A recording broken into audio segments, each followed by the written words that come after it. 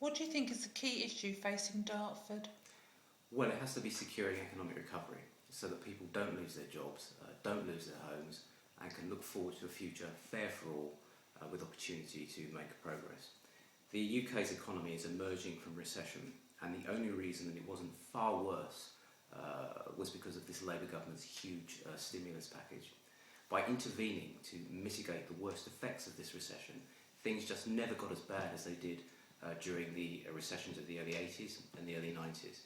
Unlike the last recession, the rise in unemployment hasn't been nearly as bad, and house repossessions are just a fraction of what they were back then. We now have to build on that, entrench this recovery, and get back to decent growth. And crucially, keeping the stimulus package going is going to be essential to that process. The Tories would scrap it and really cut back on public spending. That would push the UK back into recession, force unemployment up, house repossessions up, and interest rates up. We need to defend people from that. Ultimately, a lot's been achieved under Labour since '97. A new hospital, new schools, massive investment in existing schools, Sure Start centres. All that would be at risk from Tory plans to axe public spending.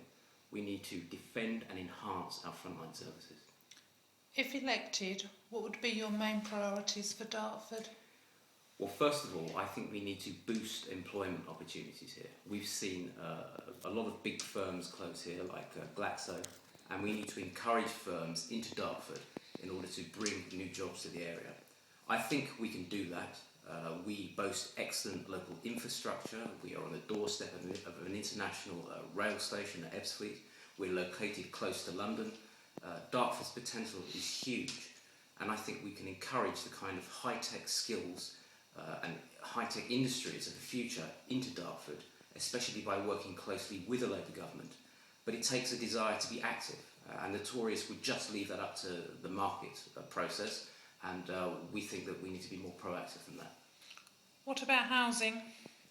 Well, tackling the housing crisis is also a top priority. In a constituency where plenty of houses lay empty for a lack of refurbishment, there are hard-working families who are struggling to put a decent and affordable roof over their heads. We need to use the government's money that's available, but which the local Tory council refuses to use, basically for ideological reasons, to help get new and affordable homes built and the unused existing ones back into use. The recession basically stopped house building in the Dartford area, and we need to work with the government, use government help to get those homes built again.